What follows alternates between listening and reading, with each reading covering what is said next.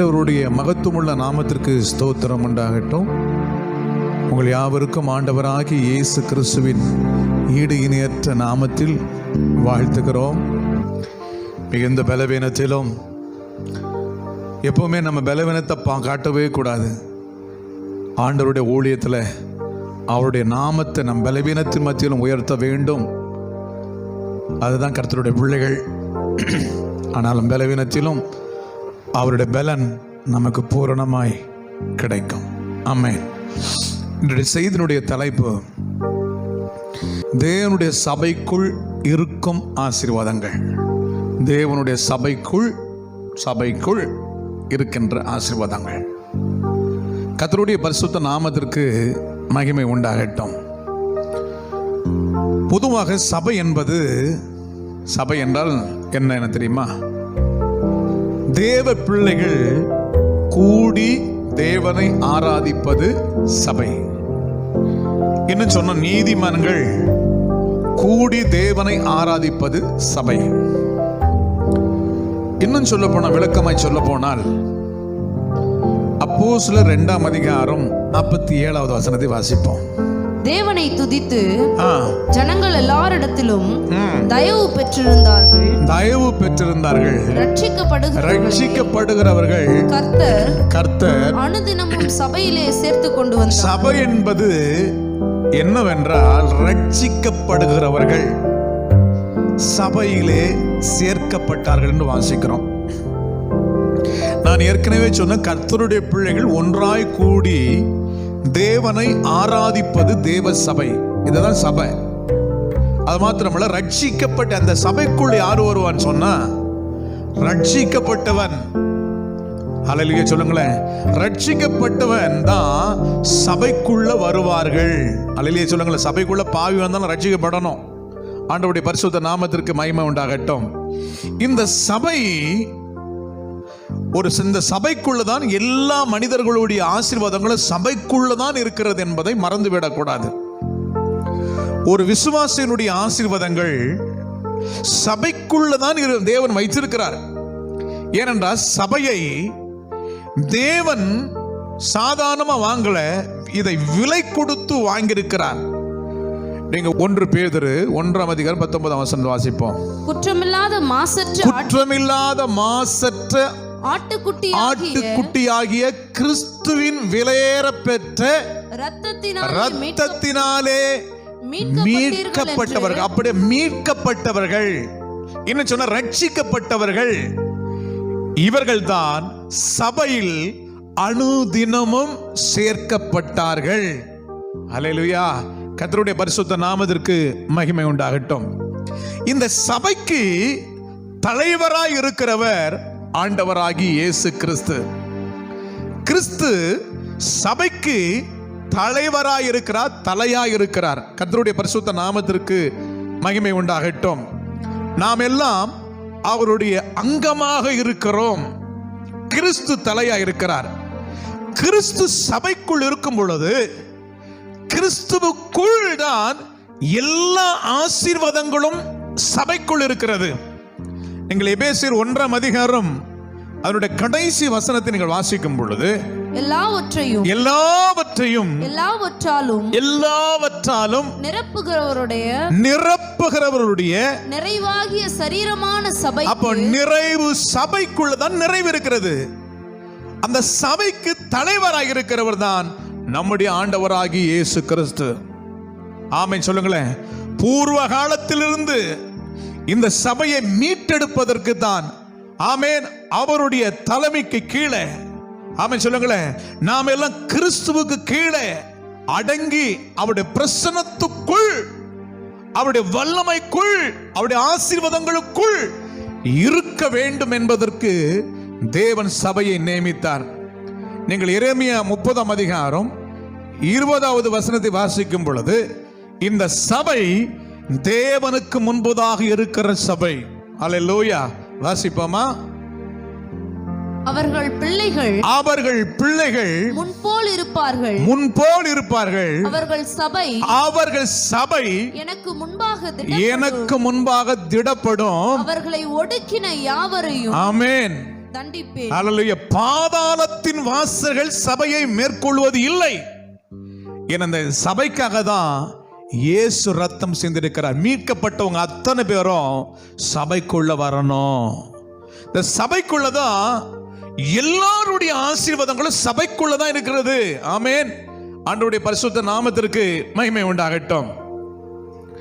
இங்க வேதத்தில் முதல்ல வாசித்தது போல அப்போஸ்தலர் 2ஆம் அதிகாரம் 47வது வசனத்தின்படி இதை வாசித்தோம். என்ன வாசித்தோம்? வாசிங்க பாப்போம். தேவனை துதித்து ஜனங்கள் எல்லாரிடத்திலும் தயவு பெற்றிருந்தார்கள். ரட்சிக்கப்படுகிறவர்கள் கர்த்தர் அனுதினமும். கர்த்தர் யார் சேர்க்கிறது சபையில? சொல்லுங்க. மனுஷன் சேர்க்கிறது இல்ல, ஒரு ஊழியக்காரன் சேர்க்க. நம்ம ஆண்டவர் சுவிசேஷத்தை அறிவிக்கிறோம். சபையில சேர்க்கிற வேலை யாருடைய வேலை? கர்த்தரே சபையில சேர்க்கிறான்னு வாசிக்கிறோம். கர்த்தர் அனுதினமும் சபையிலே சேர்த்து கொண்டு வந்தார். சபையில சேர்த்து கொண்டு வந்தார். அப்ப சபை என்பது ஒரு அரங்கம் அல்ல, நாடக மேடையம் அல்ல, கர்த்தருடையது. அல்லேலூயா சொல்லுங்கள். அவருடைய சம்பத்து. மீட்கப்பட்ட ஜனங்கள், நித்திய ஜீவனுக்குரியவர்கள், நித்திய ஆசீர்வாதங்களுக்குரியவர்கள். அவருடைய பரிசுத்த நாமத்திற்கு மகிமை உண்டாகட்டும். இந்த சபையில சேர்ந்த உடனே ரட்சிக்கப்படுவர்கள் அனுதினமும் சபையில சேர்க்கப்பட்டாங்க. வேதம் சொல்லுகிறது. அப்போஸ்தலனாகிய பவுல் சொல்லும் பொழுது சொல்றாரு. அப்போஸ்தலர் 2ஆம் அதிகாரம் 38ஆம் வசனத்தை வாசிப்போம். பேதுரு அவர்களை நோக்கி நீங்கள் மனம் திரும்பி. மனம் சபையில வர்றவன் உள்ள வந்தவன் வெளியே இருக்கும் போது இயேசுவை சொந்த ரட்சகரை ஏற்றுக்கொண்ட பிறகு அவன் சரியான மனம் திரும்ப வேண்டும். அல்லேலூயா சொல்லுங்களேன். மனம் திரும்பி ஒவ்வொருவரும் பாவ மன்னிப்புக்கென்று இயேசு கிறிஸ்துவின் நாமத்தினாலே ஞானஸ்நானம் பெற்றுக்கொள்ளுங்கள். அப்ப மனம் திரும்பப்பட்டவன் தான் சபைக்குள்ள இருப்பான். ஆமென் சொல்லுங்களேன். ஒருவேளை இங்க சபைக்குள்ள உபதேசங்களை கேட்கும் பொழுது கூட அவன் மனம் திரும்புறதுக்கு வாய்ப்பு இருக்குது. ஆமென் சொல்லுங்களேன். மனம் திரும்பி ஞானஸ்நானம் எடுத்து பரிசுத்த ஆவியினுடைய வரத்தை பெற்றுக்கொண்டு அப்போஸ்தலர் 2ஆம் அதிகாரம் 40ஆம் வசனத்தை வாசிப்போம். இன்னும் அநேக வார்த்தைகளாலும் சாட்சி கூறி மாறுபாடான இந்த சந்ததியை விட்டு விலகி உங்களை ரட்சித்துக் கொள்ளுங்கள் என்றும் புத்தி சொன்னான். மாறுபாடான சந்ததியை விட்டு எங்க வரணும்? சபைக்குள்ள வரணும். அல்லேலூயா சொல்லுங்களேன். ஆண்டவருடைய பரிசுத்த நாமத்திற்கு மகிமை உண்டாகட்டும். அல்லேலூயா. இன்னும் சொல்ல போனால் அப்போஸ்தலர் 5ஆம் அதிகாரம் 14ஆம் வசனத்தை வாசிப்போம்.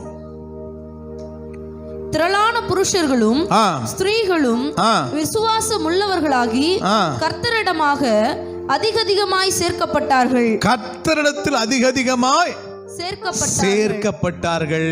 அல்லேலூயா சொல்லுங்கள். எங்க சேர்க்கப்பட்டாங்களா? எங்க சேர்க்கப்பட்டாங்கன்னு சொல்லப்படுது? கர்த்தரிடத்தில் அதிகமாய் சேர்க்கப்பட்டார். அப்ப யாரு கர்த்தரிடத்தில் சேர்க்கப்பட்ட? என்னது? சபைக்குள்ள சேர்க்கப்பட்டார்கள். கர்த்தருடைய பரிசுத்த நாமத்திற்கு மகிமை உண்டாகட்டும். இந்த சபைக்குள்ள என்ன இருக்கிறதுன்னா அப்போஸ்தலர் உபதேசங்கள். அந்த சபைக்கென்று தேவனால் நியமிக்கப்பட்ட ஊழியம். நல்ல கவனிக்கணும். இன்னைக்கு ஊழியம் என்பது வியாபார ஸ்தலங்களாய் மாறக்கூடாது. தேவனுடைய ஊழியக்காரன். ஆமென். உத்தரவாதம் பண்ணுகிறவன், தேவ சமூகத்தில் நிற்கிறவன், தேவனுடைய தரிசனத்தை பெற்றவன். அல்லேலூயா சொல்லுங்களேன். சபைக்கு அவனை கர்த்தர் வேலைக்காரனாக வைத்திருக்கிறார். ஆமென் சொல்லுங்களேன். அப்போஸ்தல உபதேசத்தை கொடுக்கிறவனாக. உபதேசத்தினாலே சபை நாளுக்கு நாள் மறுரூபம் அடைந்து மகிமையின் தேவனை சந்திப்பதற்கு ஆயத்தமாக வேண்டும். கர்த்தருடைய பரிசுத்த நாமத்திற்கு மகிமை உண்டாகட்டும். அல்லேலூயா. இன்னும் பொதுவாக எனக்கு இந்த சபையினுடைய ஆசீர்வாதங்கள். சபை என்பது ஒரு தோட்டம். சொல்லுங்க. சபை என்பது ஒரு தோட்டம். ஆமென் சொல்லுங்களேன். நீங்கள் யோவான் 15ஆம் அதிகாரம் 5வது வசனத்தையும் 6வது வசனத்தையும் வாசிப்போம். நானே திராட்சை செடி, நீங்கள் கொடிகள். ஒருவன் என்னிலும் நான் அவனிலும் நிலைத்திருந்தால் அவன் மிகுந்த கனிகளை கொடுப்பான். அப்ப இயேசு என்ன சொன்னார்னா, நான் தான் திராட்சை செடி, நீங்கள் கொடிகள். ஆமென் சொல்லுங்களேன். அப்ப வாசிப்போம். நானே திராட்சை செடி, நீங்கள் கொடிகள். ஒருவன் என்னிலும் நான் அவனிலும் நிலைத்திருந்தால் அவன் மிகுந்த கனிகளை கொடுப்பான். என்னை அல்லாமல் உங்களால் ஒன்றும் செய்யக்கூடாது. ஹல்லேலூயா. ஒருவன் என்னில் நிலைத்திராவிட்டால் அவன் வெளியே எரியுண்ட கொடியை போல் அவன் எரியுண்டு உலர்ந்து போவான். அப்படிப்பட்டவைகளை சேர்த்து அக்கினியிலே போடுகிறார்கள். அல்லேலூயா சொல்லுவோமா? கர்த்தருடைய பரிசுத்த நாமத்திற்கு மகிமை உண்டாகட்டும். அப்ப சபை என்பது தோட்டம். என்ன தோட்டம்? திராட்சை தோட்டம். என்ன தோட்டம்? திராட்சை தோட்டம். இந்த தோட்டத்துக்கு தோட்டக்காரர் பிதாவானவர் என்று வாசிக்கிறோம். ஆமென் சொல்லுங்களேன். அவன் இயேசு கிறிஸ்து மரித்து அடக்கம் பண்ணப்பட்டு உயிர் திறந்த பிறகு ஆமென் சொல்லுங்களேன், சபைக்கு அவர் தலைவராக மாறிவிட்டார். ஆமென் சொல்லுங்களேன், தலையாக மாறிவிட்டார். கர்த்தருடைய பரிசுத்த நாமத்திற்கு மகிமை உண்டாகட்டும். ஹல்லேலூயா. இங்க வாசிக்கிறோம், தோட்டம் என்பது, கவனிக்கணும், தோட்டம் என்பது இஸ்ரவேல் வம்சத்தை குறிக்கிறது. வாசிக்கிறோம் ஏசாயா தீர்க்கதரிசன புத்தகம் 5ஆம் அதிகாரம் 7வது வசனத்தை வாசிப்போம். சேனைகளின் கர்த்தருடைய திராட்சை தோட்டம், சேனைகளின் கர்த்தருடைய திராட்சை தோட்டம் இஸ்ரவேலின் வம்சமே. அப்ப திராட்சை தோட்டம் என்பது இஸ்ரவேல் வம்சமே. அப்படி என்று ஆவிக்குறி ரீதியாக நாம் ஆவிக்குறி இஸ்ரவேலர்கள். ஆமென் சொல்லுங்களேன். அந்த தோட்டம் என்பது அனுதினமும் ரட்சிக்கப்பட்டு மனம் திரும்பி ரட்சிக்கப்பட்டவன் எங்க வரணும்? சபைக்குள்ள வரணும். ஒருவேளை சபையிலும் ஒருவேளை ரட்சிக்கப்படாதவன் தான் ரட்சிக்கப்படும், உபதேசத்தை கேட்டு ரட்சிக்கப்பட்டுருவான். அல்லேலூயா சொல்லுங்களேன். அப்போ தோட்டம் என்பது யாருன்னு வேதம் சொல்லுகிறது? இஸ்ரவேல் வம்சமே. அல்லேலூயா சொல்லுங்களேன். திராட்சை தோட்டம் என்பது யார் என்று வேதம் சொல்லுது? இஸ்ரவேல் வம்சமே. அப்ப ஆவிக்குரிய ரீதியாக நாம் பார்க்கும் பொழுது ரட்சிக்கப்படுற அனைவருமே ஆவிக்குரிய இஸ்ரவேலர்கள். ஆமென். ஆண்டவருடைய பரிசுத்த நாமத்திற்கு மகிமை உண்டாகட்டும்.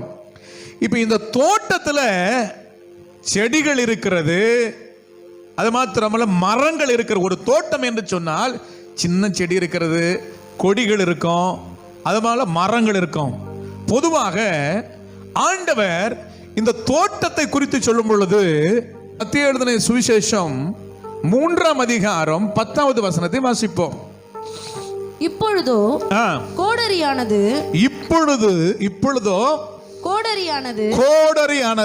மரங்களின் வேர் அருகே வைக்கப்பட்டிருக்கிறது. ஆகையால் நல்ல கனி கொடாத மரங்கள் எல்லாம் வெட்டுண்டு அக்னியிலே போடும். இந்த நல்ல கனி எங்க வரும்? உலகத்துல எந்த மனுஷன் நல்ல கனியை கொடுக்க முடியாது. நல்ல கனியை கொடுக்கணும்னா எங்க வரணும்? சபை என்ற தோட்டத்துக்குள்ள வந்தாதான் நல்ல கனியை கொடுக்கணும். இன்னைக்கு சபைக்குள்ள வந்தோம், நிறைய மரங்கள் என்ன சொன்னா ரட்சிக்கப்பட்டவர் நீங்களும் நடந்த மரங்கள். ஒரு காலத்தில் நம்ம எல்லாம் எப்படி இருந்தோம்? பட்டு போன மரமா இருந்தோம், செத்து போன மரமா இருந்தோம். நீங்க பட்ட மரமா இருந்த உங்களை இயேசு கிறிஸ்துவுடைய உயிர்த்தெழுதல் மூலமாக பட்ட மரங்கள் எல்லாம் பச்சை மரமாக மாற்றிவிட்டார். அல்லேலூயா. நாம் பாவத்துக்கு மரித்து நீதிக்கு பிழைத்து கொண்டோம். அல்லேலூயா சொல்லுங்களேன். பட்டமரமாய் இருந்த உங்களை இயேசு பச்சை மரமாய் மாற்றின, உயிரை கொடுத்தாரு.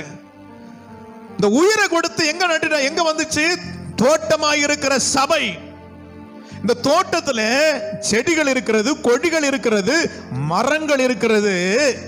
ஆனால் தோட்டத்தில் பிதாவானவர் ஆமென் சொல்ல தம்முடைய குமாரன் மூலமாய் தேவ சித்தத்தை எல்லாரும் நிறைவேற்ற வேண்டும், எல்லாரும் கனி கொடுக்க வேண்டும். ஏன்னா இந்த தோட்டத்துக்குள்ள பரிசுத்த நதி புறப்பட்டு வருகிறது, பரிசுத்த வசனம் புறப்பட்டு வருகிறது. சபை என்பது நாடக மேடை அல்ல, அது கலையரங்கம் அல்ல. இந்த சபைகளுக்குள் இருந்து பரிசுத்த நதி புறப்பட்டு வரணும். எப்படி ஒரு தோட்டத்திற்கு தண்ணீர் தேவைப்படுகிறது, வேதம் சொல்லுகிற ஏசாயா தீர்க்கதரிசன புத்தகத்தில் வாசிக்கிறோம், கர்த்தராகிய நான் அதை காப்பாற்றி அடிக்கடி அதற்கு தண்ணி பாய்ச்சி ஒருவனும் அதை சேதப்படுத்தாதபடிக்கு இரவும் பகலும் காத்துக்கொள்வேன். சபையை தேவன் இரவும் பகலும் ஒரு தீங்கு வராதபடிக்கு பாதுகாக்கிறார். அல்லேலூயா சொல்லுங்களேன். தண்ணீர் பாய்ச்சப்படுகிற என்ன தண்ணீர்? பரிசுத்த தண்ணீர். ஆமென். ரட்சிக்கப்பட்ட அத்தனை பிள்ளைகளுக்குள்ளும் ஆமென் மகிழ்ச்சி என்ற தண்ணீர். நீங்கள் ஏசாயா தீர்க்கதரிசன புத்தகம் 12ஆம் அதிகாரம் 3வது வசனத்தை வாசித்து பாருங்கள். நீங்கள் அந்த ரட்சிப்பின் ஊற்றுகளிலே தேவன் என்ன வச்சிருக்கிறாரு? மகிழ்ச்சியோட தண்ணீர் மொண்டு தோட்டமாய் மாறி. இந்த தோட்டத்துல தண்ணீர் வசனமாய் இருக்கிற ஆமென் சொல்லுங்களேன் பரிசுத்த ஆவியின் அபிஷேகம். ஆமென். இந்த சபைக்குள்ள இந்த தோட்டத்துக்குள்ள அனுதினமும் ஆமென் சபையில சேர்க்கப்பட்டாங்க. ஞாயிற்றுக்கிழமை ஆராதனையில உபவாச கூட்டத்துல எல்லா கூட்டத்திலும் ஜனங்கள் மேல் ஆசீர்வாதமான மழை பெஞ்சுக்கிட்டு தான் இருக்குது. அல்லேலூயா சொல்லுங்களேன். நீங்கள் வேதத்தில் வாசிக்கும் பொழுது எபிரேயர் 6:7 வாசிப்போம். எப்படியெனில் தன்மேல் அடிக்கடி பெய்கிற மழையை குடித்து குடித்து தன்னிடத்தில் பயிரிடுகிறவர்களுக்கு ஏற்ற பயிரை முளைப்பிக்கிற நிலமோ கர்த்தரால் ஆசீர்வாதம் பெறும். அப்போ இந்த தோட்டத்துல அடிக்கடி மழை பெய்யுது. ஆமென் சொல்லுங்களேன். ஒரு தோட்டத்தில் அடிக்கடி மழை பெய்யுனா அந்த தோட்டம் எப்படி இருக்கும்? சபை என்பது செழிப்பா இருக்கணும். ஆவிக்குரிய செழிப்பு, உலக பிரகாரமான செழிப்பு இருக்கணும். இன்னைக்கு சபைகள் அப்படி இல்லையே. ஆவிக்குரிய செழிப்பும் இல்லை, உலக பிரகாரமான செழிப்பு இல்லையே. சபையா இருக்கணும். சபைக்குள்ள ஜனங்கள் உபதேசத்தை கேட்கணும், சத்தியத்தை வாங்கணும், விற்க கூடாது. ஆண்டவருடைய பரிசுத்த நாமத்திற்கு மகிமை உண்டாகட்டும். இது நல்லா என்ன தண்ணீர் பாய்ச்சப்படுகிறது. ஆனா கனியை பார்த்தா கெட்டு போன கனியை கொடுக்கிறோம். வாசிக்கிறோம் எரேமியா தீர்க்கதரிசன புத்தகம் 24ஆம் அதிகாரம் 1-2 வசனங்களை கூட வாசிப்போம். 1ஆம் வசனம் கடைசி பகுதி வாசிங்க. இதோ கர்த்தருடைய ஆலயத்தில் முன் வைக்கப்பட்டிருந்த அத்தி பழங்கள் உள்ள 2 கூடைகளை கர்த்தர் எனக்கு காண்பித்தார். ஒரு கூடையிலே முதல் கந்தாயத்து அத்திப்பழங்களுக்கு சமானமான மிகவும் நல்ல அத்திப்பழங்களும் இப்ப 2 பழமும் எங்க தான் இருக்குது? கர்த்தருடைய சமூகத்தில் இருக்குது. கெட்ட கனி கொடுக்கிறதும் இருக்குது, நல்ல கனி கொடுக்கிறதும் இருக்குது. பாருங்க 2 அத்திப்பழ கூடைய பார்க்கிறாரு. வாசிக்கிறோம். ஒரு கூடையில் உள்ள முதல் கந்தாயத்து அத்திப்பழங்களுக்கு சமானமான மிகவும் நல்ல அத்திப்பழங்களும் மற்ற கூடையிலே புசிக்கத்தகாத மிகவும் கெட்ட அத்திப்பழங்களும் இருந்தது. மிகவும் கெட்ட அத்திப்பழங்களும் புசிக்கத்தகாத கெட்ட அத்திப்பழங்களும் இருந்தது. கர்த்தர் என்னை நோக்கி, எரேமியாவே, நீ என்னத்தை காண்கிறாய் என்றார். அதற்கு நான், அத்திப்பழங்களை காண்கிறேன், நல்லவைகளான அத்திப்பழங்கள் மிகவும் நல்லவைகளும் கெட்டவைகளோ புசிக்கத்தகாத மிகவும் கெட்டவைகளுமாய் இருக்கிறது என்றேன். அப்பொழுது கர்த்தருடைய வார்த்தை எனக்கு உண்டாகி, அவர், நான் இவ்விடத்திலிருந்து கல்தேயர் தேசத்துக்கு சிறைப்பட்டு போகவிட்ட யூதரை நான் இந்த நல்ல அத்திப்பழங்களுக்கு. ஆவிக்குரிய யூதர்கள் யார் என்று சொல்லப்படுகிறது? நல்ல அத்திப்பழங்களுக்கு சமமாக தேவன் காட்டுகிறார். ஆமென் சொல்லுங்களேன். தேவனுடைய பிள்ளைகள், ஆமென் சொல்லுங்க, நம்ம ஆண்டவருடைய பிள்ளைகளா இருக்கும் பொழுது நல்ல அத்திப்பழங்கள். வேதம் அதான் சொல்லுகிறது. கர்த்தருடைய பரிசுத்த நாமத்திற்கு மகிமை உண்டாகட்டும். பொதுவாக சபையில் ஒரு தோட்டம் இருக்குமானால், ஏற்கனவே சொன்னேன், தோட்டம் இருக்குமானால் செடி இருக்கும், கொடி இருக்கும், மரம் இருக்கும், பூ இருக்கும், அது மாதிரி காய் இருக்கும், பழங்கள் இருக்கும். அப்போ ஆண்டவர் சொல்றாரு, ஒரு தோட்டமாக இருக்கிற சபைக்குள்ள எல்லா ஆசீர்வாதங்களும். ஏன்னா சபைக்கு தலைவராகவே ஆண்டவர் இருக்கிறார். ஆண்டவருடைய சமூகம் இருக்கிறது. கர்த்தரே சபைக்குள்ள இருக்கிறார். ஹல்லேலூயா சொல்லுங்களேன். ஆண்டவர் என்னுடைய ஜெப வீடு, ஆமென், நீங்களே என்னுடைய ஆலயம். அப்ப ஆண்டவர் இருக்கிற ஸ்தலம் எப்படி இருக்கணும்? செழிப்பும் சேமமா இருக்கணும். இப்ப சபைக்குள்ள என்ன இருக்கணும்? கனி நிறைந்த ஒரு வாழ்க்கை இருக்கணும். அல்லேலூயா சொல்லுங்களேன்.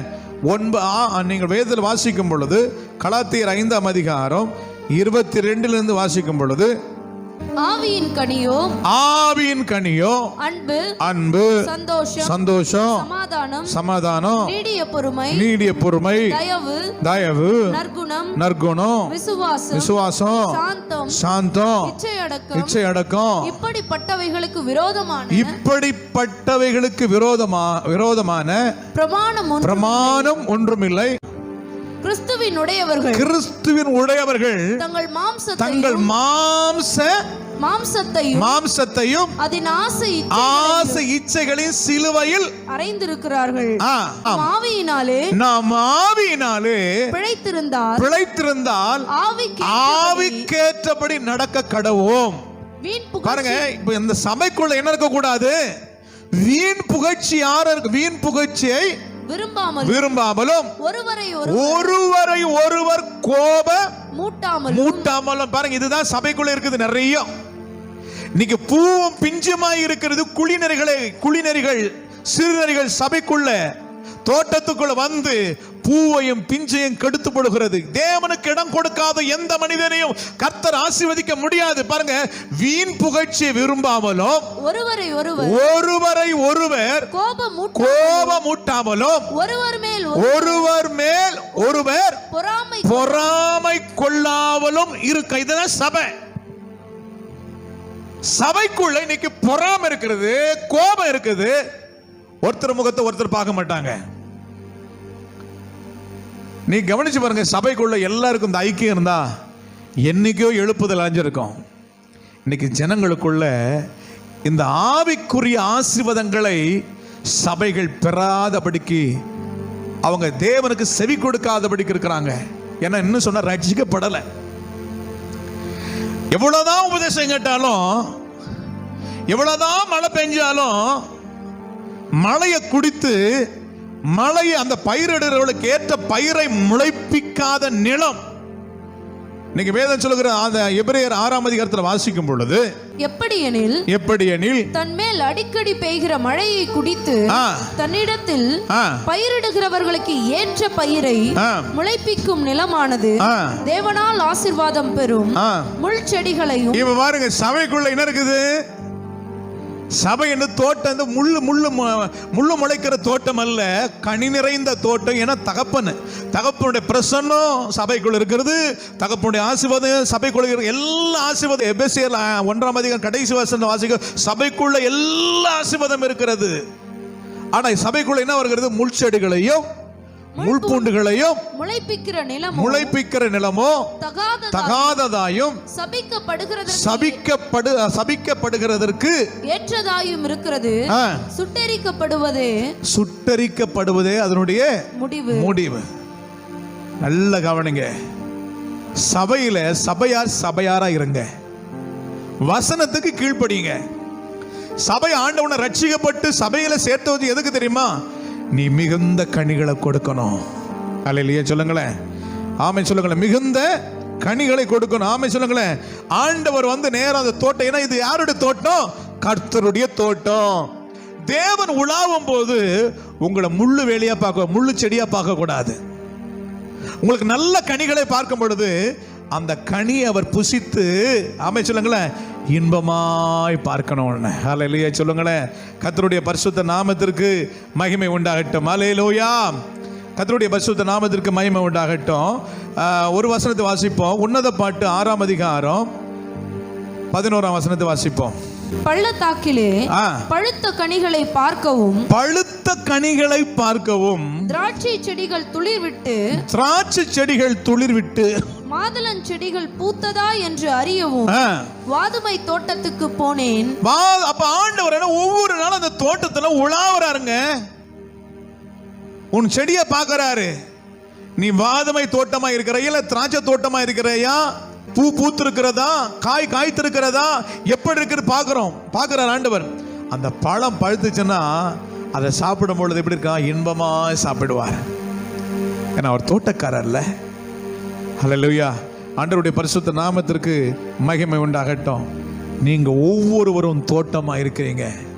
நல்ல மிகுந்த கனிகளை கொடுக்க வேண்டும் என்று ஆண்டவர் விரும்புகிறார். ஆமை சொல்லுங்களேன். சபை என்பது, சபைக்குள்ள நம்ம எல்லாம் கேட்கிற உபதேசத்தை ஜெபம் பண்ணணும். ஆண்டவரே, உங்க ஊழியக்காரன் சரியில்லைன்னு நல்லா ஜெபம் பண்ணுங்க. ஆண்டவரே, அவர் வாயிலிருந்து தேவனுடைய வார்த்தை வரணும். உபவாசம் பண்ணி ஜெபம் பண்ணுங்க. அவருக்காக ஜெபம் பண்ணுங்க. யாராக இருந்தாலும் சரி, சத்தியத்தை சத்தியத்தை சொல்லணும். அல்லது கட்டுக்கதைகளுக்கு செவி கொடுக்கிறது அல்ல. இன்னைக்கு என்னன்னா, சத்தியத்தை பேசினா சத்ருவா பார்க்கறாங்க. தங்களுடைய இச்சைகளுக்கு ஏற்ற போதகரை தெரிந்து கொண்டு தங்கள் இச்சைகளுக்கு ஏற்ற வார்த்தை வரும், அதுதான் சபை நினைக்கிறேன். இல்லை, இச்சைகளுக்கு ஏற்ற வார்த்தை வரும் சபை அல்ல. ஹல்லேலூயா. ஆண்டவர், நீ ஜெபம் பண்ணிட்டு நீ வரும்பொழுது ஆண்டவருடைய வார்த்தை உனக்கு அழகா உன்னோடு பேசுவார். அவருடைய வார்த்தை வரும் பொழுது உன் வாழ்க்கையில் ஆனந்தம் பொங்கும். ஹல்லேலூயா. உங்களோட மன விருப்பங்கள் நிறைவேற்றப்படும். கர்த்தருடைய பரிசுத்த நாமத்திற்கு மகிமை உண்டாகட்டும். நல்ல கவனிக்கணும். சபையில உங்க போதகரை, நான் தயவு செய்து உங்க போதகரை ஹீரோ ஆக்கிடாதீங்க. சபைக்கு தலைவர் ஆண்டவர் தான்.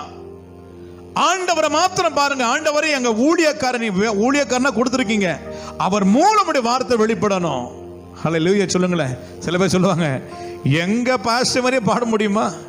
எங்க பாஸ்டர் ஒரு பார்வை பார்த்தானா அப்படி அவரை வர்ணிக்காதீங்க, ஆபத்து. ஆண்டவரை பாருங்கள், ஆண்டவருடைய பிரசன்னத்தை பாருங்கள். ஆண்டவர் எங்க ஊழியக்காரர் மூலம் நம்முடைய வார்த்தைகள் வெளிப்படணும், நான் உருவாக்கப்படணும். ஏன்னா ஆண்டவர் சபையில நல்ல கனி கொடாத மரங்கள் எல்லாம் கர்த்தர் என்ன பண்ண போறாரா? வெட்டி போட போறாரா? சபையில இன்னைக்கு நல்ல கனி கொடாத மரங்கள் எல்லாம் வெட்டி போட்டுருவாரு. ஆண்டவர் பாப்பார். இந்த வருஷம் ஒரு 2 வருஷம் விட்டு பாப்பார், 3 வருஷம் விட்டு பாப்பார். ஆனா அது மனம் திரும்பாத பட்சத்திலே வேதம் சொல்லுகிறது, பாவிகள் நீதிமானுடைய சபையில் நிலை நிற்பது இல்லை. வெட்டி போட்டுருவார் ஆண்டவர். பாவியா நீ சபையில பாவியா எத்தனை வருஷம் இருக்க போற? நீங்க 1வது சங்கீதம் 5வது வசனத்தை வாசித்து பாருங்கள். ஆகையால் துன்மார்க்கர் நியாய தீர்ப்பிலும் பாவிகள் நீதிமான்கள் சபையில் நிலை நிற்பதில்லை. ஆண்டவரோட வச்சுக்கிறது என்ன தெரியுமா? சபை என்பது நீதிமான்கள், ரட்சிக்கப்பட்டவர்கள், கனி நிறைந்தவர்கள். ஹல்லேலூயா சொல்லுங்களேன்.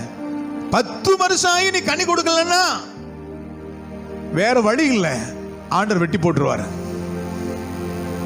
மனம் திரும்புதலுக்கு ஏற்ற கனியை கொடுங்க. ஹல்லேலூயா. ஆண்டவர் அந்த தோட்டத்தை என்ன பண்ணுவார்? இன்னும் செழிக்க பண்ணுவார். நீ நல்ல கனி கொடுக்க ஆண்டவர் உன்னை சுத்தப்படுவோம், வேற சுத்தப்படுத்திட்டே இருப்பார், உன்னை சுத்தப்படுத்திட்டே இருப்பார். நீ பூத்து, அதுதான் வேதத்தில் வாசிக்கிறோம். ஏசாயா தீர்க்கதரிசன புத்தகம் 26ஆம் அதிகாரத்தில் யாக்கோபு வேர் பற்றி வாசிமா. யாக்கோபு வேர் பற்றி இஸ்ரவேல் பூத்து காய்த்து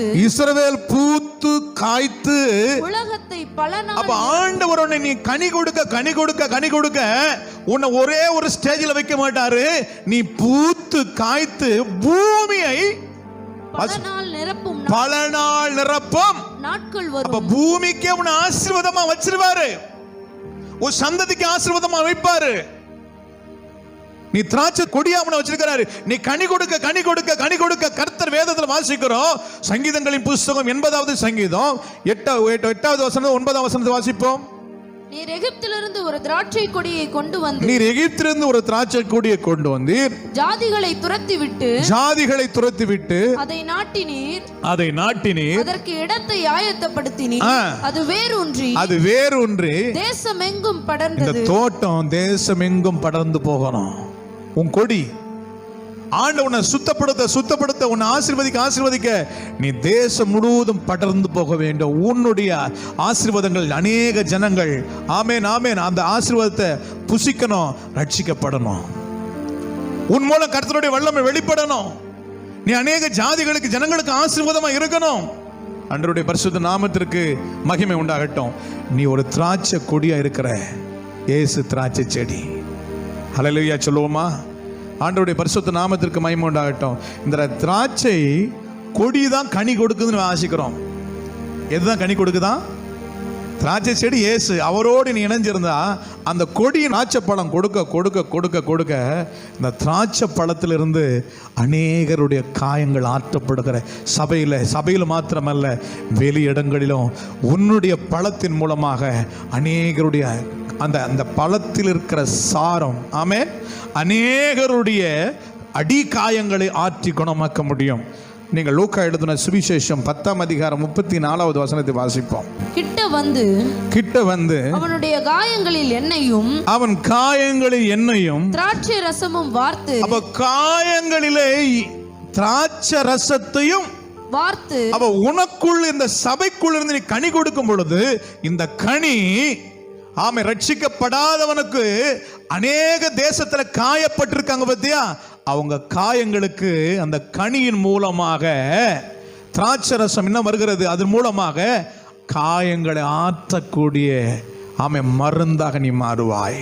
ஹல்லேலூயா சொல்லுவோமா? கர்த்தருடைய பரிசுத்த நாமத்திற்கு மகிமை உண்டாகட்டும். நீதிமொழிகள் 3ஆம் அதிகாரம் 10வது வசனத்தை வாசிக்கும் பொழுது இந்த தோட்டத்துல எப்படி உருண்டோடணும் வாசிப்போம். அப்பொழுது உன் களஞ்சியங்கள் பூரணமாய் நிரம்பும், உன் ஆலைகளில் திராட்சரசம் புரண்டு ஓடும். ஹல்லேலூயா சொல்லுங்களேன். இந்த திராட்சரசம் புரண்டு ஓடுனா அநேக காயங்கள். இந்த திராட்சரசத்தை குடிக்கிறவங்க, இது திராட்சரசம் என்பது எதை குறிக்கிறது? பரிசுத்த ஆவியினுடைய நிறைவை குறிக்கிறது. சகரியாவின் புஸ்தகம் 9ஆம் அதிகாரம் 17 வாசிப்போம். அவருடைய காருண்யம் எத்தனை பெரியது, அவருடைய சௌந்தரியம் எத்தனை பெரியது. தானியம் வாலிபரையும் புது திராட்சரசம் யாரை வளர்க்கதா? கன்னிகைகளையும் வளர்க்கும்.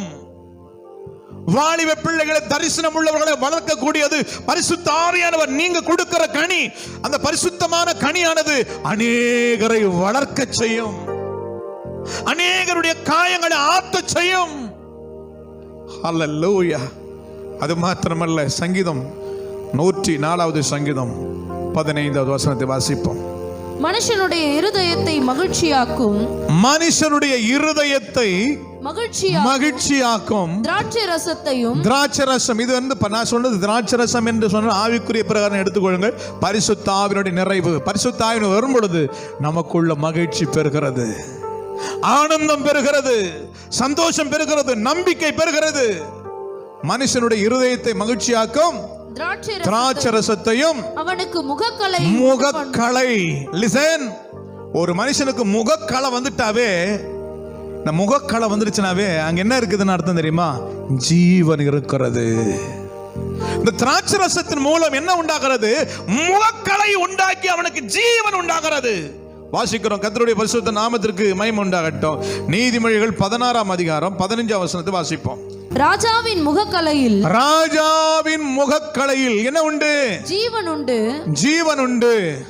அவனுடைய தயை பின்மாறி பெய்யும் மேகத்தை போல் இருக்கும். பாருங்க, ராஜாவுடைய முகக்கலையில் என்ன உண்டு? அப்ப முகக்கலை எதுல வருது? திராட்சரசம். திராட்சரசம் என்பது இது பரிசுத்த ஆவியினுடைய அபிஷேகம். உங்களை என்னையும் ராஜாக்களாக, ஆசாரியனாக வைத்திருக்கிறார். உங்களுக்கு பார்க்கும் போது இயேசுவை போல நீங்கள் பிரதிபலிக்கணும். ஆமா சொல்லுங்களேன். அப்ப முகக்கலையில் என்ன இருக்கிறது? ஜீவன் இருக்கிறது. ஹல்லேலூயா சொல்லுவோமா? இதெல்லாம் எங்கிருந்து வருதுன்னா திராட்சை ரசத்துல தான். அந்த தோட்டம் எங்க இருக்குது ஐயா? அந்த அங்க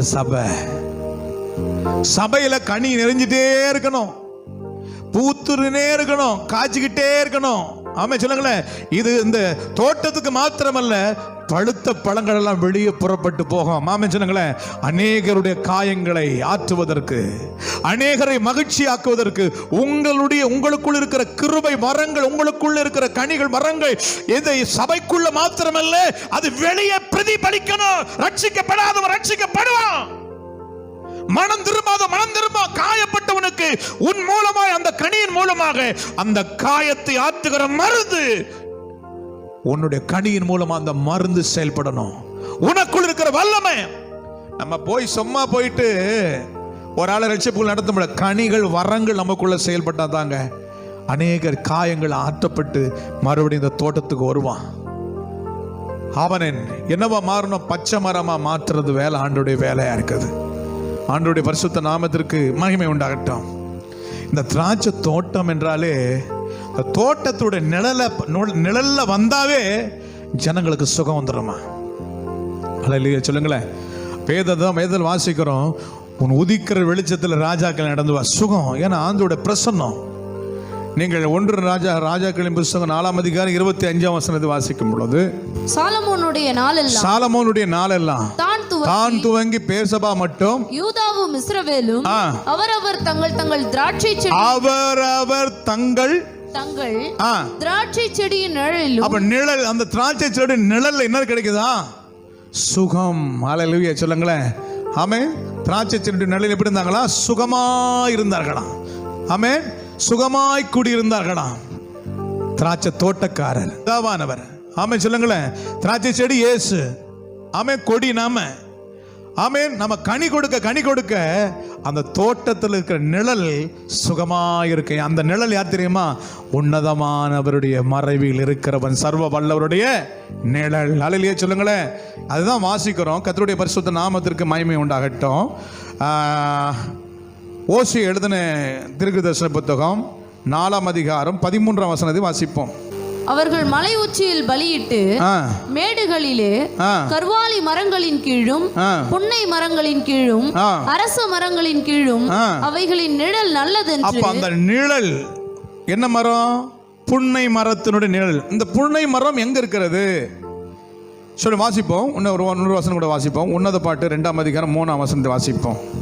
காட்டு மரங்களுக்குள்ளே கிச்சலி மரம் எப்படி இருக்கிறதோ அப்படியே குமாரருக்குள்ளே என் நேசர் இருக்கிறார். பாப்பா, குமாரர் யாரு? குமாரத்திகள் யாரு? எங்க இருக்கிறாங்க? குமாரர் குமாரத்திகள்லாம் சபைகளுக்குள்ள இருக்கிறாங்க. ஆமா சொன்னல, அவங்க மரங்களாக செடிகளாக கொடிகளாக இருக்கிறாங்க. 128ஆம் சங்கீதம் வாசிக்கும் பொழுது, உன் மனைவி வீட்டோரங்கள் கனிதரும் திராட்சை கொடியை போல, உன் பிள்ளைகள் மந்திய சுற்றிலும் ஒளிவ மர கன்றுகளை போல் இருப்பார். அப்ப ஏன் இங்க குமாரர் குமாரத்திகள் எங்க இருக்கிறாங்களா? அந்த குமாரருக்குள்ள யார் இருக்கிறது? என் நேசர் இருக்கிறார். அல்லேலூயா சொல்லுங்களேன். சபைக்கு தலைவராக என் நேசர் இருக்கிறார். அல்லேலூயா சொல்லுங்களேன். ஆண்டவருடைய பரிசுத்த நாமத்திற்கு மகிமை உண்டாகட்டும். அந்த நிழலிலே வாஞ்சையாய் உட்காருகிறேன். அல்லேலூயா சொல்லுங்களேன். குமாரருக்குள்ளே குமாரத்திகளுக்குள்ளே யார் இருக்கிறது?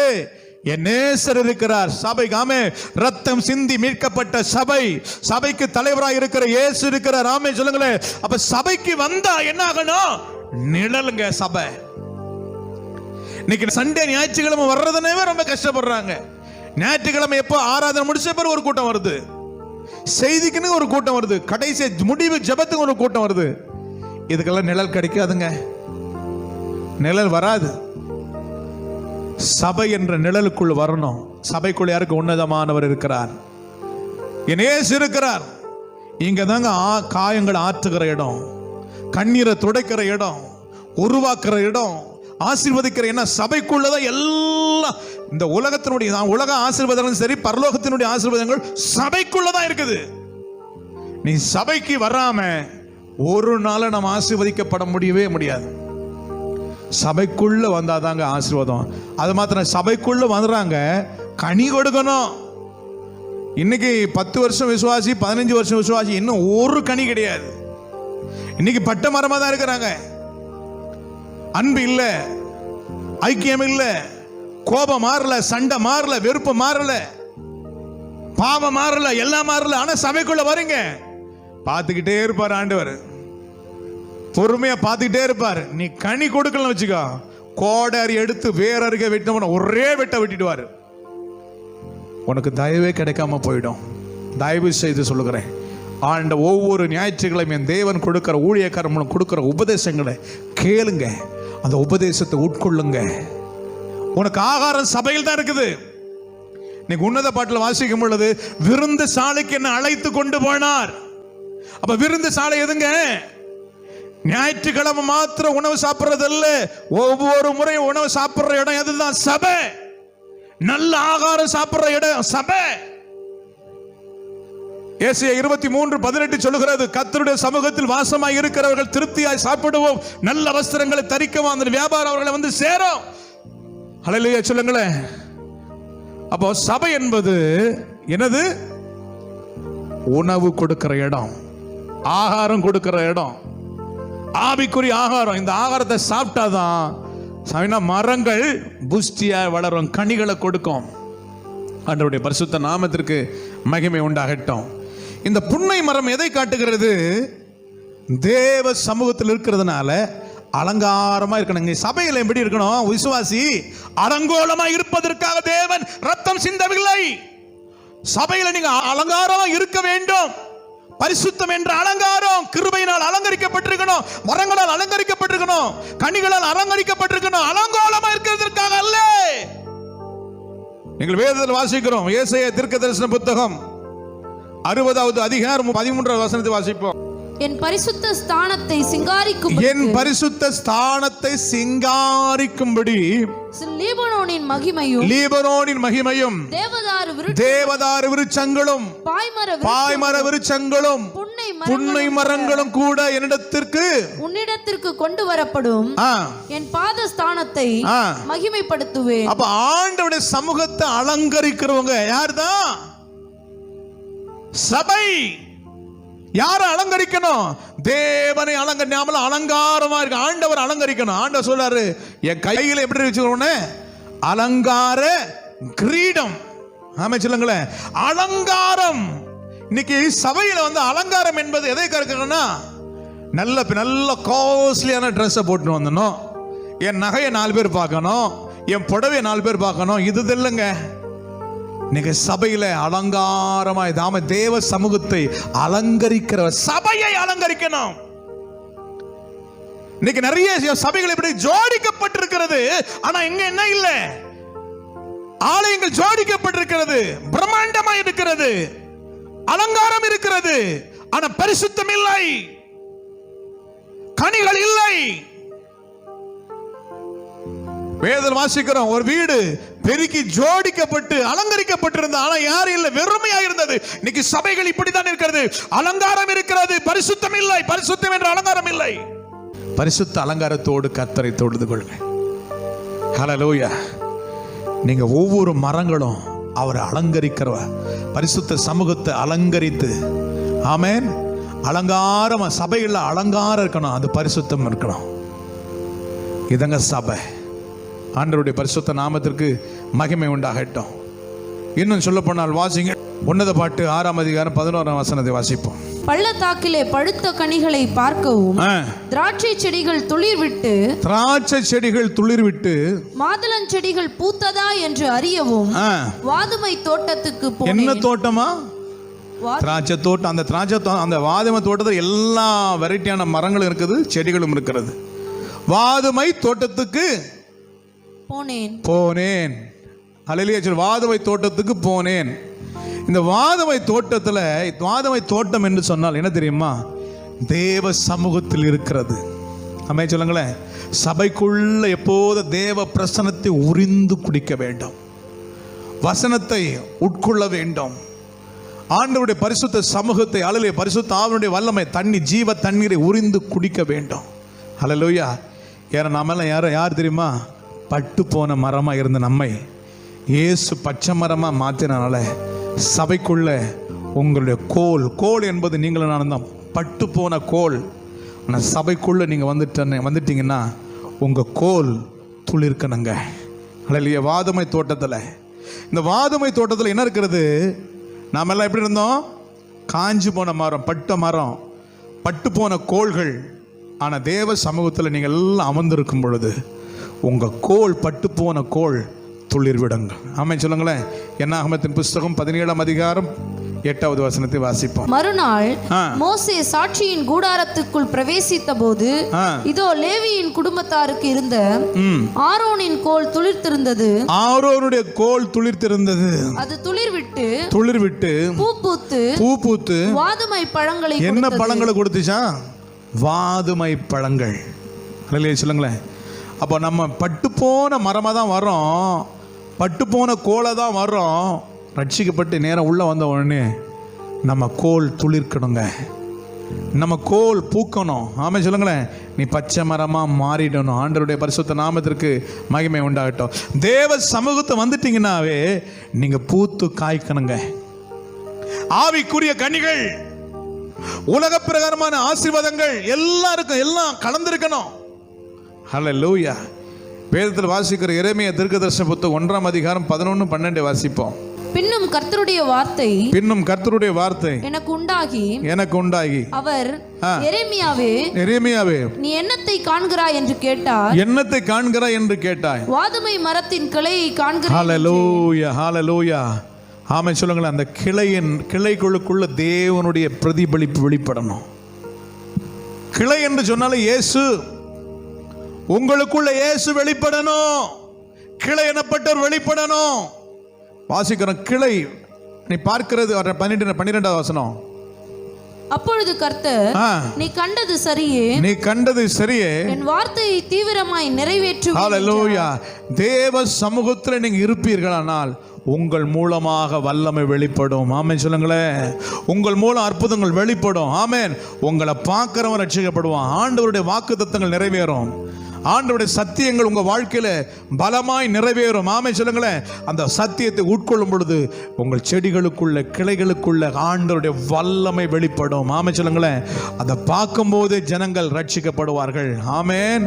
ஹல்லேலூயா. பேதுருவை உற்று பார்த்தான். அந்த இவன் யாரு?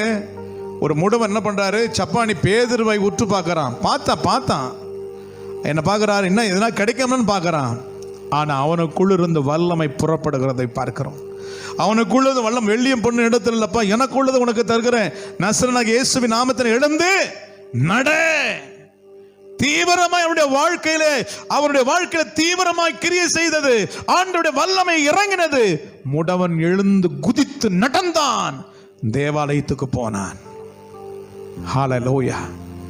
நீங்களும் நானும் ஒரு தோட்டமா இருக்கணும். இந்த தோட்டத்துல தாங்க ஆசீர்வாதம் இருக்குது. இன்னைக்கு சபை தோட்டங்களா இல்லை, தோட்டங்கள் அழிக்கப்பட்ட தோட்டங்களா இருக்கிறது. சபைகள் எல்லாம் இன்னைக்கு மாதுளம் செடிகள், புன்னை மரங்கள், வாதுமை, திராட்சை தோட்டம் இன்னைக்கு என்னவா இருக்கிறது? தோட்டமா இல்லைங்க. ஆண்டவருடைய பிரசன்னம் இல்லை, ஆண்டவர் இல்லை, சபைகளுக்குள் ஆண்டவர் இல்லை. ஏன் காரணம்? தேவ சித்தத்தை நிறைவேற்றாமல் உலகத்துக்கு இடம் கொடுக்கும் பொழுது தேவன் அந்த சபையை விட்டு கடந்து போய் விடுவார், யாரா இருந்தாலும் சரி. ஹல்லேலூயா. நீங்க வேதத்தில் வாசிக்கிறோம். இன்னைக்கு சபைகளுடைய நிலைமை எப்படி இருக்கு, திருச்சபைகள் எப்படி இருக்குது பார்க்கிறோம். வாசிப்போம். சங்கீதங்களின் புஸ்தகம் 74வது சங்கீதம் 2வது வசனம். நீர் பூர்வ காலத்தில் சம்பாதித்த உமது சபையையும் நீர் மீட்டுக்கொண்ட உமது சுதந்திரமான கோத்திரத்தையும் நீர் வாசமாய் இருந்த சீயோன் பர்வதத்தையும். இந்த சபையை வாசமாய் கர்த்தர் மீட்டெடுத்த சபை, வாசமாய் இருந்த சபைக்குள்ள என்ன வந்துருச்சு? திராட்சை தோட்டம், வாதுமை மரம், புன்னை மரம், எல்லாம் கனி நிறைந்த தோட்டம். சபைக்கு மீட்பு கொடுத்தவர் இப்ப என்ன இல்ல? மீட்பு சபையில அவர் இல்லையா? 4வது வசனம் சொல்லுகிறது, உம்முடைய சத்துருக்கள் ஆலயத்துக்குள் கட்சித்து தங்கள் கொடிகளை அடையாளமாய் நாட்டுகிறார்கள். சபை தேவனுக்கு இடம் கொடுக்காமல் போனால், ஊழியக்காரன் தேவனுக்கு இடம் கொடுக்காமல் போனால் அது சபை கள்ளர் குகையாய் மாறிவிடும். என்னுடைய வீடு ஜெப வீடு எழுதிக்கிறது. வியாபார சந்தையா சபையை மாத்தினீங்கன்னா, உங்க சபை நீங்க வியாபார சந்தையா மாத்தினீங்கன்னா உங்க சபை சூறையாடப்படும், மரங்கள் வெட்டப்படும். வாசிக்கிறோம் 5வது வசனத்தை வாசிக்கும் பொழுது, கோடரிகளை ஓங்கி சோலையிலே மரங்களை வெட்டுகிற மரங்கள் எல்லாம் வெட்டப்படும். சபையில் தோட்டம் எல்லாம் பாழாக்கப்படும், மரங்கள் வெட்டப்படுங்க. 7வது வசனத்தை வாசிக்கும் பொழுது, உம்முடைய பரிசுத்த ஸ்தலத்தை அக்கினிக்கு இரையாக்கி உம்முடைய நாமத்தின் வாசஸ்தலத்தை தரைமட்டமாய் இடித்து அசுத்தப்படுத்தினார்கள். 8வது வசனம், அவர்களை ஏகமாய் நிர்த்துளியாக்குவோம் என்று தங்கள் இருதயத்தில் சொல்லி தேசத்தில் உள்ள ஆலயங்களை எல்லாம் சுட்டரித்து போட்ட. இதான் சபையினுடைய நிலை. தேவனுக்கு கொடுங்கள். தேவனுக்கு கொடுக்க வேண்டிய ரத்தம் சிந்தி மீட்டாரே, அவருக்காக வாழுங்கள். செத்தாலும் அவருக்காக சாவுங்கள். சபை சபையாய் இருந்தால் எழுப்புதல் என்றைக்கே வந்திருக்கும். சபை ஒரு நாளும் தேவ மகிமை இழந்து போக கூடாது. சபை சாத்தானுக்கு இடம் கொடுக்க கூடாது. கர்த்தருக்கா வாழுங்க. ஆண்டவர் சபைதான் எடுக்கப்படும், சபைதான் எடுத்துக்கொள்வார் என்று வேதத்தில் வாசிக்கிறோம். சபையை பரிசுத்தத்துக்கு நேராக சபை நடத்துங்கள். தேவ சித்தத்துக்கு நேராக சபை நடத்துங்கள். சபையில் அலங்காரம் அல்ல, பரிசுத்தம் அலங்காரம். பாருங்க, பூர்வ காலத்தில் மீட்டெடுத்த சபை. 2வது வசனத்தை மறுபடியும் வாசிங்கம்மா. நீ பூர்வ காலத்தில் சம்பாதித்த உம்முடைய சபையை நீர் மீட்டு கொண்ட உமது சுதந்திரமான கோத்திரத்தையும் நீர் வாசமாய் இருந்த சீயோன் பர்வதத்தையும் நினைத்தருளும். பாருங்க, சபை இழந்து போச்சு, மகிமை இழந்து போச்சு. கெஞ்சினாங்க, ஆண்டவரே மறுபடியும் சபையை உயிர்ப்பியும், உமது ஜனங்கள் உம்மில் மகிழ்ந்திருக்கும்படி திரும்பவும் உயிர்ப்பியும். சபைகள் மறுபடியும் பாருங்க, இன்னைக்கு நாடக மேடைகளாகி விட்டது. தயவு செய்து சொல்லுகிறேன், சபை தேவனை சந்திப்பதற்கு ஆயத்தம். சபைகள் கனிகள் உருவாகணும். மரங்களை வெட்டிட்டான். பாருங்க, வேதம் சொல்லுகிறது, 5வது வசனத்தை வாசிக்கிறோம். சபையில் இருந்த புன்னை மரம், திராட்சை தோட்டம் எல்லாத்தையும் வெட்டி நாசப்படுத்தினான்.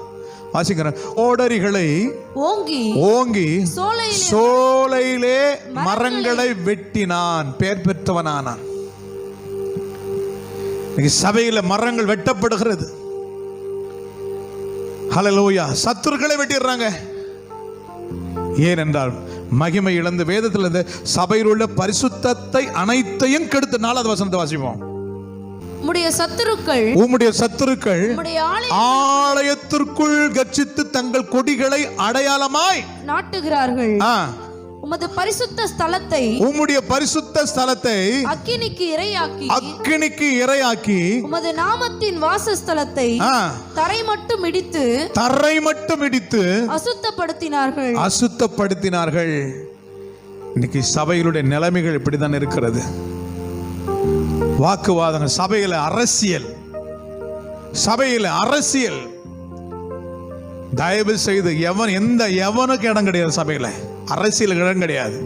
கர்த்தர் ஒருத்தன் சபையில இடம், அவருக்கு தான் காணோம். சபையை மீட்டவர் அவர்தான். அரசியலை கொண்டு வராதீங்க, ஜாதியை கொண்டு வராதீங்க. நான் பவுலை சார்ந்தவன், நான் அப்போலோவை சார்ந்தவன் என்று சொல்லி வேறு பிரிக்காங்க. சபைக்கு யாரும் அப்போலோ அல்ல, பவுல் அல்ல மரித்தது, இயேசு தான் மரித்தார். அவரை சார்ந்து வாழுங்கள், சபையை நடத்துங்கள். சபை பூத்து காய்த்து, ஆமென், நம்முடைய ஆண்டவராகிய இயேசு உலாவும் பொழுது, நான் ரத்தம் சிந்தி மீட்டெடுத்த என்னுடைய சபை உங்களுக்குள்ள கனிகளை பார்க்கும் பொழுது அவர் கண்ணீர் விட்டு அந்த கனியை இன்பமாய் புசிப்பார். இன்னைக்கு சபைக்குள்ள வந்தா ஆண்டவர் அநேக சபைகளுக்குள்ள போறதில்லை. உள்ள போனா அவருக்கு என்ன இல்லை, சபைகளை ஆண்டவரை யாருமே அங்கே பேர் ஒன்று கிறிஸ்துவின் சபை, அந்த சபை இந்த சபைன்னு போட்டுருக்கலாம். சபைக்குள்ள அவர் வரலங்க, அவர் இல்லை. தயவு செய்து வேண்டாம். சபைக்குள்ள கிறிஸ்து இயேசு அவர் மகிமைப்படும். நான் எல்லாரும் சேர்த்தான் சொல்றேன், நம்ம எல்லாம் ஒப்பு கொடுக்கணும். ஆண்டவரே, வேதம் சொல்ல, ஒருவன் தேவனுடைய ஆலயத்தை கெடுத்தால் அவனை நான் கெடுத்து போட்டுருன்றார் ஆண்டவர். ஆலயம் என்பது ரத்தத்தினால் மீட்கப்பட்டதுனால ஆண்டவர் சொல்றார், ஒருவன் என் சபையை கெடுத்தால் அவனை கெடுத்து போட்டுருவேன். தயவு செய்து ஒப்பு கொடுங்க. ஆண்டவரே, ஆண்டவரே, மீண்டும் எங்களை உயிர்ப்பித்து எங்க சபைகள் எல்லாம் திராட்சை தோட்டங்களாக, மாதள தோட்டங்களாக, ஆமென், புன்னை மரங்களின் தோட்டங்களாக எங்கள் சபைகள் எல்லாம் நிரப்பப்பட்டு, ஆமென், ஆண்டவரே, நீர் வந்து பார்க்கும் பொழுது, உலாவும் பொழுது எங்களுக்குள்ள கனிகளும் வரங்களும் செயல்பட்டு இந்த தேசத்திலே ஒரு ஆசீர்வதிக்கப்பட்ட இந்த கனிகள் இந்த தேசத்துக்கெல்லாம் புறப்பட்டு போகணும். இந்த கனியை புசிக்கிறவன் ரட்சிக்கப்படணும். எங்கள் கனியின் மூலமா ரட்சிக்கப்படும், எங்கள் வரங்கள் மூலம் ரட்சிக்கப்படணும். சபையிலே அப்படிப்பட்ட ஒரு தோட்டத்தின் நிறைவு. என சபையில தான் எல்லா ஆசீர்வாதம் இருக்குது. சபையில நீங்க உண்மை உத்தமமா இருங்க. கர்த்தர் சபையின் மூலம் உங்களுக்கு ஆசீர்வாதம் நிறைய வரும். தொடர்ந்து உங்கள் போதகர்களுக்காக நல்லா ஜெபம் பண்ணுங்க. அவங்க மூலம் கர்த்தருடைய சத்தியங்கள் வெளிப்படணும். கட்டுக்கதைகள் வெளிப்படக்கூடாது. சத்தியம் வெளிப்படணும். கர்த்தர் அவங்களை நடத்தணும். அவங்களுக்காக ஜெபம் பண்ணணும். ஏன்னா யுத்த களத்தில் நிற்கிறாங்க. உங்களுக்கு ஒரு சத்துருன்னா அவங்களுக்கு 1000 சத்துருக்கள். அதனால் பரிசுத்தவர்களுக்காக நல்லா ஜெபம் பண்ணுங்க. எங்கள் ஊழியக்காரங்க தேவ சித்தத்தை நிறைவேற்றணும்.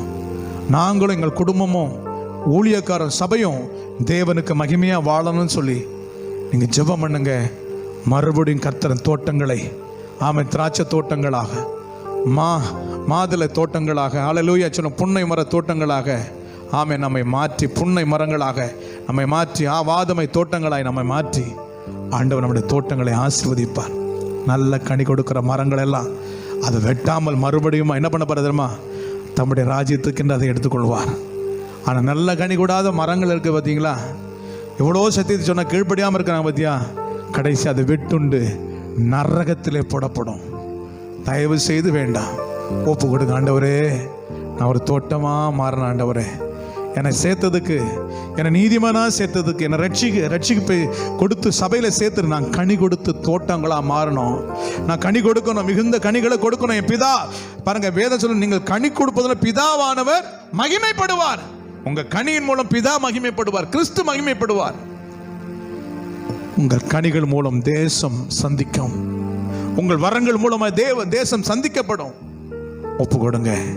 ஆண்டவரே, என் சபையில் நான் ஆண்டவரே அலங்காரமான பரிசுத்தம், வரங்கள், கனிகள் எனக்குள் நிரப்பப்பட்டு ஆகாது என்று தள்ளாதபடிக்கு ஆண்டவரே உம்முடைய பார்வையில் கனம் பெற்றவனா நான் மாறுவதற்கு எனக்கு கிருபை கொடுங்கப்பா. நான் கனி உள்ளவனா மாறணும். நான் சபையினுடைய சத்தியத்தை கேட்கணும். ஒவ்வொரு நாளும் பரிசுத்த ஆவியானவர் என் ஊழியக்காரன் நிரப்பி எனக்கு ஏற்ற வார்த்தையை கொடுத்து, அடிக்கடி பெய்கிற மழையின் தண்ணீரை குடித்து, பயிரிடர்களுக்கு ஏற்ற பயிரை முளைப்பித்து, செழிப்பான தோட்டமாய் என்னை வைத்து, என்னுடைய உலகப்பிரமான தேவைகள் ஆவிக்குரிய ஆசீர்வாதங்களை தந்து இந்த பூமியில நாங்கள் சாட்சிகளாய் அடையாளங்களாக மாறுவதற்கு ஒவ்வொருவருக்கும் கிருபை தாரும் அப்பா. நீர் அப்படி செய்ய போறதற்காக நன்றி.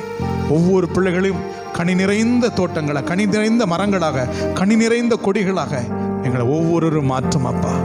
நீர் அப்படியே செய்ய பிறகா. நீர் வரும்பொழுது நல்ல கனிகளால் ஆண்டு தகப்பனை சந்தோஷப்படுத்துகிற கனிகளாக நாங்கள் கொடுக்க உதவி செய்யும், பலப்படுத்தும். இயேசு கிறிஸ்துவின் ஈடு இணையற்ற நாமத்தில் ஜெபித்து ஜெயம் எடுக்கிறோம் பரிசுத்தமுள்ள நல்ல பிதாவே. ஆமென், ஆமென், ஆமென். ஆண்டவர் உங்களை ஆசீர்வதிப்பார். நல்ல கனிகளை கொடுங்க. ஏசப்பாவுக்கு உண்மையை வாழுங்க. நிச்சயம் உங்களை ஆண்டவர் ஆசீர்வதிப்பார். ஆமென். God bless you.